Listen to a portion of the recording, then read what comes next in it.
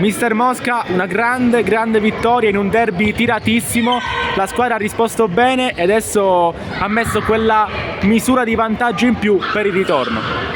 Sì, è stata una grande partita fra due ottime squadre che saranno sicuramente protagoniste nel corso del campionato.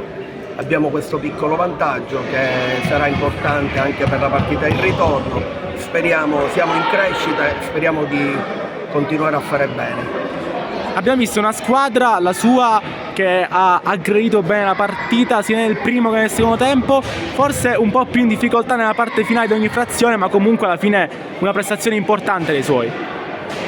Diciamo che abbiamo sviluppato il nostro gioco, noi giochiamo sempre così, aggrediamo le partite, cerchiamo di farla sempre. Magari alla fine abbiamo pagato un po' di leggerissimo calo fisico, ma soprattutto più che fisico mentale. Forse abbiamo pensato che la partita fosse finita e loro hanno trovato questo gol alla fine che insomma li tiene in corso. Grazie mille mister e complimenti. Grazie, buona domenica.